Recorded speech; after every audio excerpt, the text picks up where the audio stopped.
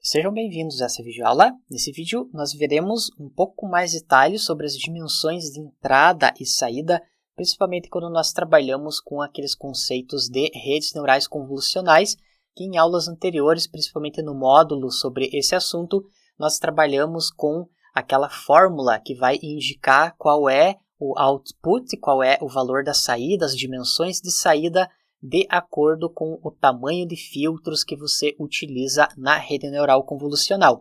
Nós vamos fazer algumas análises nessas questões um pouquinho mais teóricas, nesses cálculos que na implementação prática nós vamos utilizar.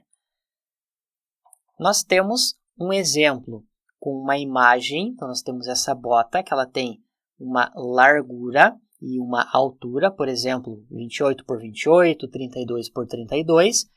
Temos esse F, que é o tamanho da camada convolucional, ou então as dimensões dos filtros dos detectores de características.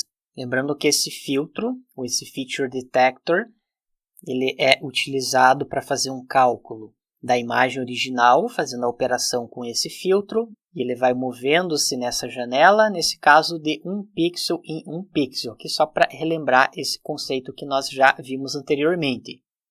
Esse é o filtro e aqui nós temos a imagem. Então nós temos esses dois parâmetros, tamanho da imagem de entrada, que é o W, tamanho da camada convolucional, que é o F. Então nesse caso nós temos 3 por 3.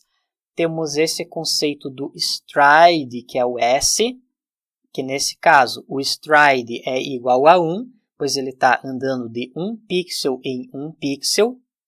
E também temos esse conceito de quantidade de preenchimento vazio, que é representado pela letra P. Então a ideia é nós vamos trabalhar um pouco com esse P, que as dimensões dos mapas de características eles podem aumentar de acordo com esse preenchimento, que é chamado do PAD. Inclusive é um parâmetro bem importante que deve ser configurado quando nós trabalhamos com essa questão de autoencoders ou redes neurais convolucionais. Nós temos essa equação.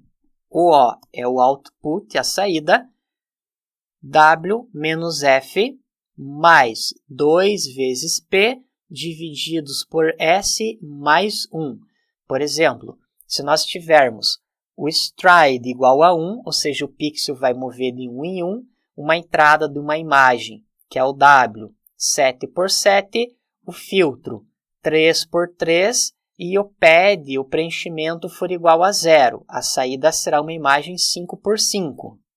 Para nós chegarmos nesse valor, vamos aplicar a fórmula. A entrada é 7, menos o filtro é 3, temos o valor 4. Agora eu vou fazer o somatório de 2 vezes P. O valor do P, do padding, é 0. Então 2 vezes 0 vai dar 0. Agora eu faço a divisão pelo S, que é o stride, que nesse caso é 1. Dividimos por 1, temos o valor 4, e faço o somatório com 1, temos esse valor igual a 5. Vamos considerar outro exemplo, que nós temos stride 2, 7 por 7, 3, 3 e 0. Então o que nós vamos fazer agora é pegar o W, que é 7, menos 3, temos o valor 4. Fazemos o somatório, 2 vezes P. O P é 0, teremos 0. Agora nós vamos dividir S, que é o stride, igual a 2. Então, ao invés dele se deslocar em 1 pixel em 1 pixel, ele vai se deslocar de 2 pixels em 2 pixels.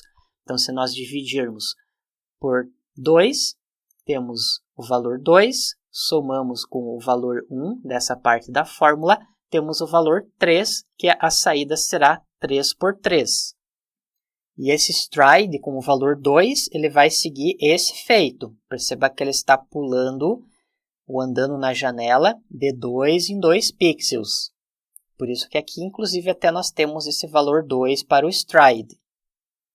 E aqui, por fim, nós temos essa fórmula para nós medirmos o preenchimento, que ele vai ser igual ao F, que é o filtro, menos 1 divididos por 2. Que nós vamos verificar um pouco mais de detalhes agora no próximo slide. Nós temos esse padding, que é chamado de Same, que é uma opção que você deve configurar. Que nesse link, inclusive, nós temos diferença entre os dois tipos de padding, que você pode colocar Same ou Valid. Então, aqui tem uma figura que mostra exatamente como é que funciona. Nesse caso, nós temos o padding que é igual a Valid. Perceba que se o meu mapa tiver as dimensões 2 por 2, ele só vai percorrer essa parte, essas duas primeiras colunas. Essa coluna ele não vai considerar. Então, quer dizer que não existe nenhum tipo de preenchimento que ele vai fazer. Agora, se nós observarmos o padding Same, Same significa mesmo, traduzindo do inglês, e quer dizer que as dimensões do filtro têm que ser exatamente as mesmas. Então, perceba que, nesse caso, nós temos um filtro 2 por 2, porém, ele retornou somente uma matriz com duas linhas e uma coluna. Nesse caso, o nosso filtro é 2 por 2 e ele retornou aqui também uma matriz 2 por 2. E como ele não tinha valores aqui para a direita, ele tem esse conceito do padding. A tradução de padding significa preenchimento, então ele preenche com zeros. E nesse slide nós estamos trabalhando somente com o padding Same, quer dizer que ele vai adicionar um preenchimento, conforme você pode observar aqui, que isso pode aumentar um pouco o tamanho do mapa de características. Por exemplo, se você utilizar o padding igual a Same e o stride for igual a 1, que ele vai deslocando de 1 em 1 pixel, o tamanho do mapa de características de saída será igual ao tamanho da imagem. Eu estava com errinho, já fiz a correção. Se a imagem de entrada possui as dimensões 28 por 28, o mapa de características de saída também será 28 por 28. Aqui nós temos a fórmula do padding aplicado nesse exemplo que você está visualizando aqui. O tamanho do detector de características é 3 por 3. Então, você vai pegar o 3 menos 1 dividir por 2, nós temos esse valor igual a 1. Então, perceba que essa imagem que tem a largura de 10 pixels, ela vai se tornar uma imagem que vai ter 11 de largura por 11 de altura. Então, ele fez o preenchimento com zeros para que ele consiga percorrer toda essa imagem sem perder nenhuma parte da informação. Isso, inclusive, é um detalhe importante, que com o padding valid, ele perde essa informação. O 3, o 6, o 9 e o 12, eles não entram aqui no resultado final. Nesse caso, colocando 0, todos esses valores eles entram e você não perde informações da imagem. Nesse exemplo, nós temos o preenchimento 1.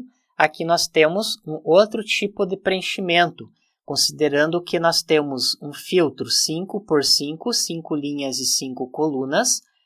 Então, o que você vai fazer é f menos 1 divididos por 2, tamanho do filtro é 5, menos 1 é 4, 4 divididos por 2 é igual a 2. Note que nós temos duas colunas a mais, duas linhas a mais. Quer dizer que, nesse caso, nós teremos o preenchimento com duas mais colunas.